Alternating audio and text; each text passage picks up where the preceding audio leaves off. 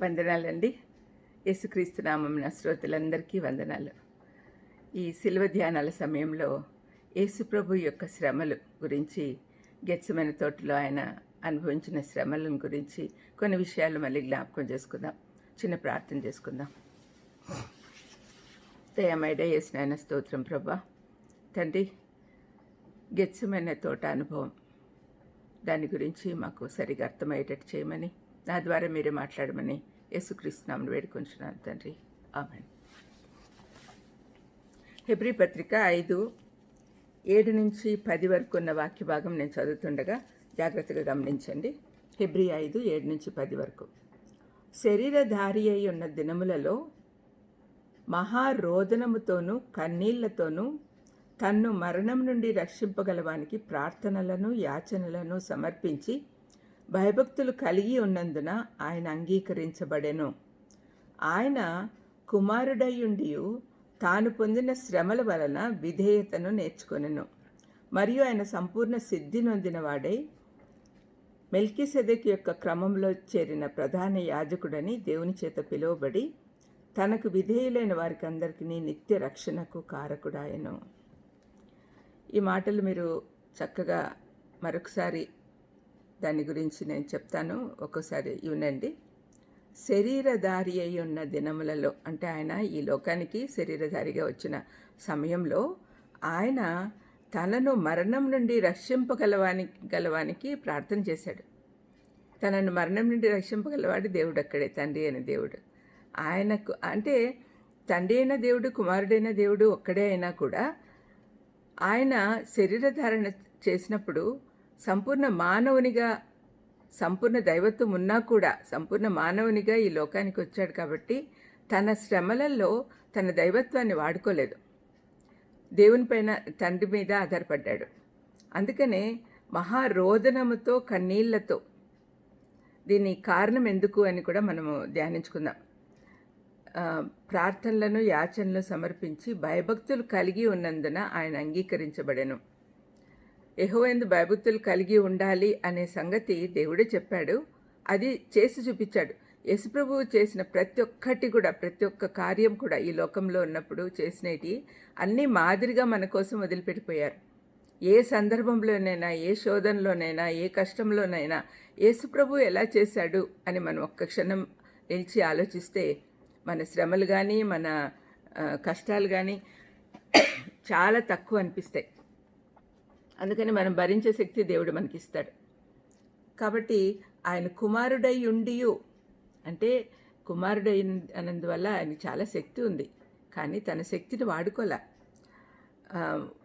తాను పొందిన శ్రమల వలన విధేయతను నేర్చుకున్నాను. ఆయన శరీరధారిగా ఉన్నప్పుడు ఆయనకి ఇంతకుముందు శ్రమ అనుభవం లేదు. కానీ ప్రధాన యాజకుడిగా తండ్రి ఎదుట నిలబడినప్పుడు మన పక్షాన వాదించాలి అంటే మన శ్రమలను తను అనుభవించాలి. అప్పుడే మనం పడే శ్రమ ఆయనకు అర్థమవుతుంది. అంటే మనకంటే 100 రెట్లు 1000 రెట్లు శ్రమలు అనుభవించాడు అనుకోండి సిలువలో, కానీ శ్రమల ద్వారా ఆయన సంపూర్ణత పొందాడు, పరిపూర్ణత పొందాడు. శ్రమలు ఇంతకుముందు లేవు ఆయనకు.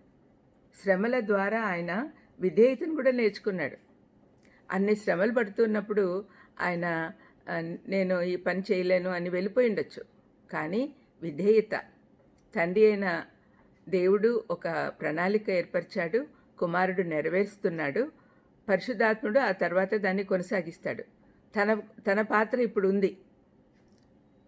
త్రిత్వంలో 3 డిఫరెంట్ వ్యక్తులు, ఎవరి పనులు వాళ్ళు చేసుకుంటారు. అయితే అందరూ ఒకటే, అందరూ కలిపితేనే దేవుడు.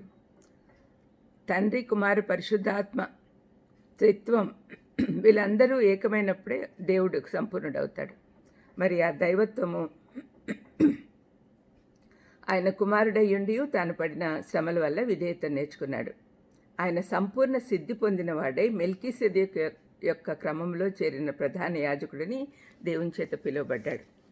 అంటే ప్రధాన యాజకుడిగా ఉండేదానికి ఆయన మానవుడిగా వచ్చాడు, మానవుడి సమస్యలన్నీ చూశాడు.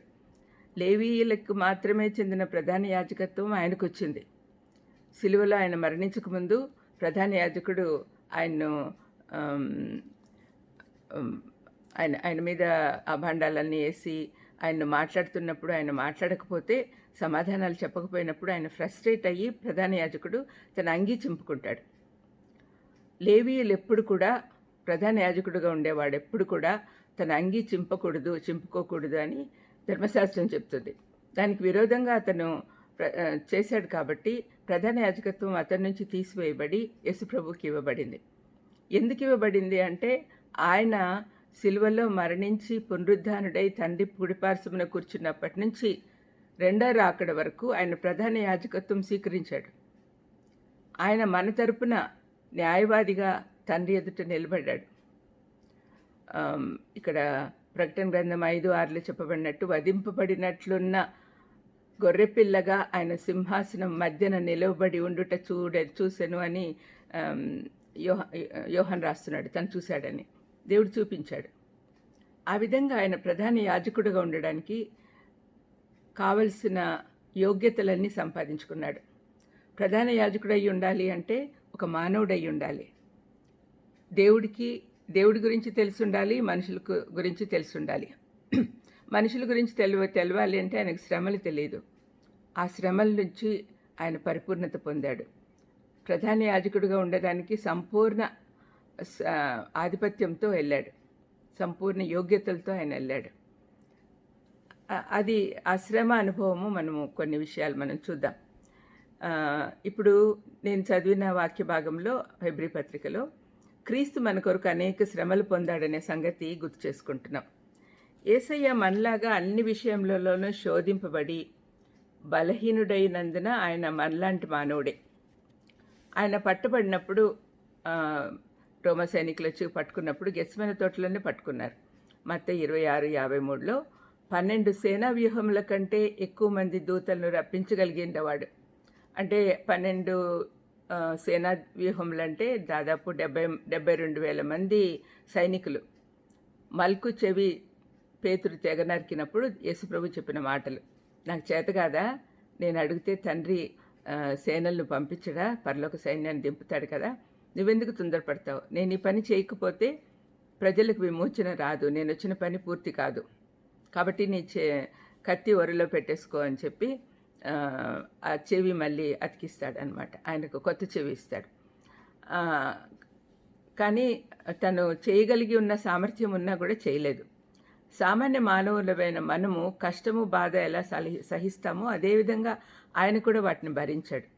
అయితే క్రీస్తు పడిన శ్రమ మనం పొందిన వాటికంటే చాలా ఎక్కువ. మనం శ్రమ పడేటప్పుడు క్రీస్తు మనతో ఉన్నాడని మనకు తెలుసు. గాఢాంధకార లోయలో నువ్వు సంచరించిన ఏం భయపడద్దు, నా దండము నా కర్ర నీతో ఉంటుంది అని సెలవిచ్చిన ఆ దేవాది దేవుడు మనతో శ్రమల్లో ఉన్నాడు. కాబట్టి మనం ధైర్యంగా ముందుకు పోగలం.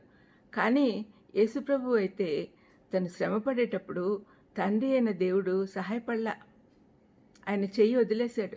సిలువలో ఉన్నప్పుడు 12 గంటల నుంచి 3 గంటల వరకు గాఢాంధకారంలో తండ్రి అయిన దేవుడు కుమారుడైన దేవుడి చెయ్యి వదిలేశాడు. That is the main reason for his grief. దేవా నన్నెందుకు చేయి విడిచితివి అని మొరపెట్టాడు, కేకలు వేశాడు. ఆయన ఒంటరి పోరాటం. ఆ సమయంలో దేవుడు కూడా అతన్ని విడిచిపెట్టేశాడు అని చెప్పి మనం చూసుకున్నాం. ఆయన శ్రమ ఎంత సివియర్గా ఉండేదంటే ఈ గెత్సేమనే తోటలో మనం చూడొచ్చు. ఈ అనుభవము లూకాసు వార్త 22:39 నుంచి 46 వరకు ఉంది. తర్వాత మత్తయి 26:36లో ఉంది. మార్కు 14:32 నుంచి 42 వరకు ఉంది. యోహాను 18:1లో ఇవన్నీ చూడొచ్చు. నేను లూకా సువార్త మాత్రం చదువుతాను, ఎందుకంటే లూకా సువార్తికుడు యేసుప్రభు మనిషి కుమారుడిగా ఈ లోకానికి వచ్చాడు అని చెప్పి రుజువు చేయడానికి ఆ మనుషులకు ఉండే బాధలన్నీ కూడా వివరించాడు. లూకా 22:39 నుంచి 46 వరకు నేను చదువుతున్నాను. తర్వాత ఆయన బయలుదేరి తన వాడుక చొప్పున ఒలీవ కొండకు వెళ్ళగా శిష్యులను ఆయన వెంట వెళ్ళిరి. ఆ చోటు చేరి ఆయన వారితో, మీరు శోధనలో ప్రవేశించకుండానట్లు ప్రార్థన చేయుడని చెప్పి వారి యొద్ద నుండి రాతివేతకు దూరం వెళ్ళి మోకాల్లోని, తండ్రి, ఈ గిన్నె నా యొద్ద నుండి తొలగించుము, నీ చిత్తమైతే తొలగించుము, ఆయనను నా ఇష్టం కాదు, నీ చిత్తమే సిద్ధించునుగా అని ప్రార్థించను. అప్పుడు పరలోకం నుండి ఒక దూత ఆయనకు కనపడి ఆయనను బలపరిచెను. ఆయన వేదన పడి మరింత ఆతురంగా ప్రార్థన చేయగా ఆయన చెమట నేలపడుచున్న గొప్ప రక్త బిందువుల వలె ఆయన ప్రార్థన చాలించి లేచి తన శిష్యుల యొద్దకు వచ్చి వారు దుఃఖం చేత నిద్రించుట చూచి మీరెందుకు నిద్రించుచున్నారు, శోధనలో ప్రవేశించకుండానట్టు లేచి ప్రార్థన చేయడని వారితో చెప్పాను. ఈ విధంగా ఆయన గెత్సెమనే తోటలో ఆయన శ్రమపడ్డం మనం చూస్తున్నాం. ఇక్కడ యోహాన్ 18:1 వాళ్ళు మేడగది మీద పస్కా ఆచరించిన తర్వాత ఆయన ప్రార్థన చేసిన తర్వాత 18వ అధ్యాయంలో యోహాను 1వ వచనం, యేసు ఈ మాటలు చెప్పి తన శిష్యులతో కూడా కెద్రోను వాగు దాటిపోయాను అని రాయబడింది. గెత్సెమనే తోటకు వెళ్ళారు. అక్కడి నుంచి కెద్రోను వాగు అనేది కూడా ఇంపార్టెంట్ మనం చూస్తాం. గెత్సెమనే అనే మాటకు అర్థం ఏంటంటే నూనె గానుగా. ఒలివ చెట్లతో నిండి ఉన్న ఒక తోట ఇది. ఆ చెట్ల పండ్ల నుండి నూనె తీయటకు ఒక గానుగ దీని యందు ఉండేది. ఇప్పుడు కూడా అక్కడికి వెళ్ళి చూసే వాళ్ళకు కనపడుతుంది, అది ఉంది గానుగ. ఇప్పుడు ఈ తోట యెరూషలేముకు తూర్పుననున్న కెద్రోను వాగుకు కొంచెం అవతల ఒలివ కొండకు దిగువగా ఉండేది. యేసుప్రభు తరచుగా ప్రార్థించుటకు అక్కడికి వెళ్ళేవాడు. యెరూషలేం పట్టణము పస్కా పండుగ ఆచరించుటకు వివిధ ప్రాంతాల నుండి వచ్చిన యూదులతో నిండి ఉంది. తాను పొందబోయే శ్రమలకు ముందు కాస్త ప్రశాంతంగా ప్రార్థన చేసుకోవాలని అక్కడికి వెళ్ళాడు. యూదా తనను అప్పగించడానికి అక్కడికి వస్తాడని తెలుసు. ఆయన సిద్ధంగా ఉన్నాడు. శక్తి కొరకు ప్రార్థిస్తూ ఉన్నాడు. ఇదివరకు ఇది యాక్చువల్గా ఏదైనా కష్టం వచ్చినప్పుడు మనం శక్తి కోసం ప్రార్థన చేయాలి. ఇది యేసుప్రభుని చూసి మనం మాదిరిగా నేర్చుకోవాలి. మనందరి జీవితాల్లో సిలువలు ఉంటాయి. ప్రార్థన ద్వారా శక్తి పొందాలి. మొదటి ప్రార్థన ఏముంది? మోకాల్లోని సాగిలపడి ప్రార్థించాడు. నా తండ్రి, సాధ్యమైతే ఈ గిన్నె నా యొద్ద నుండి తొలగిపోనేము, ఆయనను నా ఇష్ట ప్రకారం కాదు నీ చిత్త ప్రకారమే. ఈ ప్రార్థన 3 సార్లు చేస్తాడు. ఇవన్నీ కూడా అన్ని సువార్తల్లో ఉన్నాయి. ఆయన వేదన పడి మరింత ఆతురంగా ప్రార్థన చేయగా ఆయన చెమట నేల పడుతున్న గొప్ప రక్త బిందువు వలె ఆయన నేను ఎప్పుడు చదివాను మీకు. సైంటిఫికలీ అది ఏంటంటే బాగా ఎక్కువ వేదన పడినప్పుడు పైన చర్మము దగ్గర ఉండే కొన్ని సన్న సన్న రక్తపు నాళాలు చిట్లుతాయి అన్నమాట. అవన్నీ చెమట గ్రంథుల ద్వారా బయటకు వస్తాయి. అది ప్రూవ్ చేశారు. తర్వాత అంత కష్టపడుతున్నప్పుడు పరలోకం నుండి ఒక దూత వచ్చి ఆయనను బలపరిచింది. శరీరధారి అయి ఉన్న దినములలో మహారోదనంతోనూ కన్నీళ్లతోనూ ఆయన ప్రార్థించాడు అనే విషయం మనం హెబ్రీ పత్రికలో చూసాం. అది ఇక్కడ కనపడుతుంది అన్నమాట. ఆ రోదన విని ఆయనను బలపరచుటకు దూతలను పంపాడని చెప్తూ ఉన్నారు. ఈ మాటలు క్రీస్తు యొక్క నిరాశ నిస్పృహలు తెలియజేస్తున్నాయి అని అంటారు, కానీ వారు ఆ చీకటిలో ఏం జరుగుతుందో అర్థం చేసుకోవడం లేదు. దేవుడు అపవాది పోరాటం జరుగుతోంది అక్కడ. ఆ చీకటిలో ఆయనను అక్కడే అణచివేయాలా, ఆయనను అక్కడే చంపేయాలా అని అపవాది ప్రయత్నం చేస్తూ ఉన్నాడు. యాక్చువల్గా ఇక్కడ యేసుప్రభు దేవునికి విధేయత చూపిస్తున్నాడు. అయితే అపవాది ఏంటి? చాలా అవిధేయత చూపిస్తున్నాడు. వీళ్ళిద్దరు కాంట్రాస్ట్ కనపడుతుంది అక్కడ. యెషయా 14:14 మహోన్నతునితో నన్ను సమానునిగా చేసుకొందును అని నువ్వు మనసులో అనుకుంటివి కదా అని యెషయా ప్రవక్త అంటాడు అపవాదితో. శ్రమల ద్వారా యేసయ్య విధేయత నేర్చుకున్నాడు, పరిపూర్ణత సంతరించుకున్నాడు. అందుకనే గెత్సెమనే నుండి కల్వరికి సిద్ధపడే ప్రదేశం అది గెత్సెమనే అయింది. ఆయన శ్రమ అర్థం చేసుకోవాలంటే రాబోయే శ్రమలు గుర్తు చేసుకోవాలి. చాలా భయంకరమైన శ్రమలు. కొరింథీ పత్రికలో 2 కొరింథీ 5:28 ఏం రాయబడింది? ఏ పాపము లేనివాడు మన కోసం పాపంగా చేయబడెను అని రాయబడింది. ఆయన శాపమైనాడు అని గల్తీ 3:13 చెప్తున్నాడు. చాలామంది మనము ఈ పిక్చర్స్ చూస్తుంటాం, చిత్రకారులు దాన్ని ఎట్లా గెత్సెమనే అనుభవాన్ని ఎట్లా చిత్రీకరిస్తారంటే యేసుప్రభు మోకాల్లోని ప్రార్థిస్తూ ఉంటే ఆకాశం నుండి ఆయన మీద వెలుగు పడుతున్నట్లుగా చూపిస్తారు. ఆయన కన్నులెత్తి ఆకాశం వైపు చూస్తూ పెదవులు కదిలిస్తూ ప్రార్థిస్తున్నట్టుగా ఉంటుంది. అంత ప్రశాంతంగా దైవత్వంతో నిండి ఉన్నట్టుగా అనిపిస్తుంది. కానీ బైబిల్లో ఆ విధంగా లేదు. జాగ్రత్తగా మనం చదివితే నేపథ్యంలో దయ్యాల అరుపులు, మార్క్స్ వార్త నేను చదివి వినిపిస్తాను. దయ్యాల అరుపులు, నిప్పుల్లో నుండి వచ్చే చిటుపటలు, గెచ్చమైన తోటలో నిశ్శబ్దాన్ని భంగపరిచినట్టుగా మనం చూడగలం. ప్రభువే కొన్ని మాటల్లో వివరిస్తూ ఉన్నాడు చూడండి. మార్కు 14, 33, 34 వచనాలలో ఏమంటున్నాడంటే, పేతురును, యాకోబును, యోహానును వెంటబెట్టుకొని పోయి మిగుల విభ్రాంతి నొందుటకును చింతాక్రాంతుటగుటను ఆరంభించను. అప్పుడు ఆయన, నా ప్రాణము మరణమున అగునంతగా దుఃఖంలో మునిగి ఉన్నది, మీరు ఇక్కడుండి మెలకువగా ఉండుడని వార్త చెప్పాడు. అంటే దుఃఖంతో నిండిపోయి ఉంది నా ప్రాణము, కలవరం పొందుతూ ఉంది అని చెప్తున్నాడు. ఈ మాటల్లో మనము కొన్ని విషయాలు చూడొచ్చు. మిగుల విభ్రాంతి నొందాడు అని రాయబడింది. చింతాక్రాంతుడై ఉన్నాడు, మిగుల దుఃఖభారంతో ఉన్నాడు, మరణమగునంతగా. అప్పుడే మరణిస్తాడేమోనన్న ఆందోళన. ఇంకా సమయం రాలేదు. సిలువకు పోకుండా అక్కడే అంతం చేయాలని అపవాది ట్రై చేస్తున్నాడు. ఎందుకంటే సిలువకు ఆయనను పోనీయకుండా చాలాసార్లు ప్రయత్నం చేశాడు. ఆ సిలువలో ఆయన చనిపోతే తన తల చితక్కొట్టేస్తాడు కదా, అది ఆయనను సిలువ దగ్గరికి పోనీయకూడదని అపవాది ప్రయత్నం. ఆ తోటలోనే చంపేయాలని విశ్వ ప్రయత్నం చేసి ఉండొచ్చు అనే సంగతి మనకు అర్థమవుతుంది. ఆ విధంగా చేస్తే రక్షకుడు సిలువలో రక్తం చిందించడానికి వీలుండదు, అపవాది తల చితకొట్టడానికి కూడా వీలుండదు. యేసయ్య 3 సార్లు ప్రార్థనలో పోరాడాడు. ప్రతి ప్రార్థనలో గిన్నెను గురించి ప్రార్థించాడు. ఈ గిన్నె ఏంటి? అందులో నుండి తాగుటకు ఆయన ఆత్మ ఎందుకు భయపడింది? కొందరు శారీరక శ్రమలను గురించి అంటారు, కానీ ఆయన తన పరిచర్యలో చాలా శ్రమపడ్డాడు కాబట్టి శ్రమలేమి కొత్తవి కాదు. కొందరేమో రాబోయే శారీరక మరణం గురించి అంటారు. అయితే ఆయన జీవానికి వారసుడు, సజీవుడై ఉన్నాడు కాబట్టి మరణము ఆయనను ఏమాత్రం భయపెట్టలేదు. అయితే ఈ శపించబడిన గిన్నె స్వభావం ఏంటి? అయితే లేఖనాలు చెప్తున్నాయి, ఈ గిన్నె మానవుల పాపాలతో నిండి ఉందని.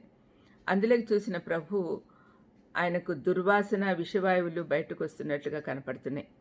ఆ గిన్నెలోది తాగకుండా ఉంటే ఇంకే విధమైన విమోచన విధానము మానవులకు లేదు అని ఆయనకు తెలుసు. కొద్దిసేపట్లో ఆ గిన్నెలోది తాగి చివరి బొట్టు వరకు తాగాలి. ఎప్పుడైతే అది తాగుతాడో ఆయన ఆ క్షణం నుంచి తన తండ్రికి దూరం అవుతాడు. ఈ సత్యం ఆయనకు తెలుసు కాబట్టే ఈ బాధ. మెయిన్ అదొక్కటే బాధ ఆయనకు. శ్రమలు పడతానని బాధ లేదు, ఎందుకంటే శ్రమ పడడానికే ఈ లోకానికి వచ్చాడు. చనిపోతాననే బాధ లేదు, ఎందుకంటే చనిపోవడానికే ఈ లోకానికి వచ్చాడు.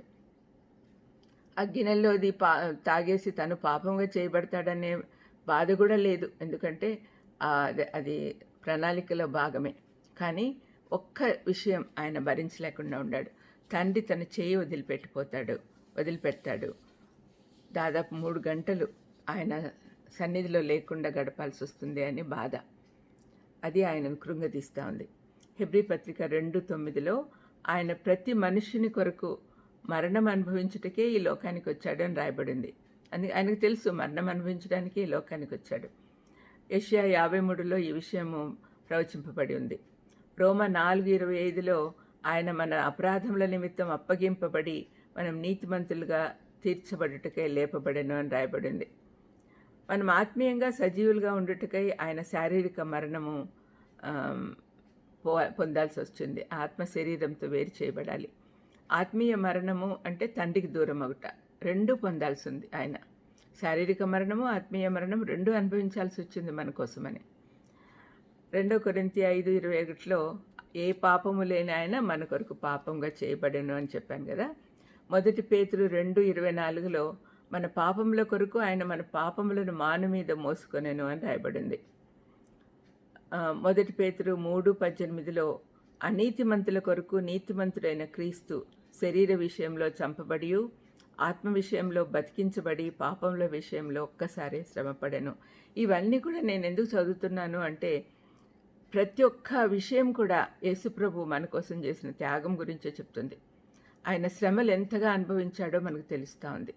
మరి ఇంత గొప్ప దేవాది దేవుడు మన కోసం ఈ లోకానికి వచ్చి మన కోసం ఎన్ని శ్రమలు అనుభవిస్తూ ఉంటే మనము ఎంత క్యాజువల్గా తీసుకుంటున్నాం.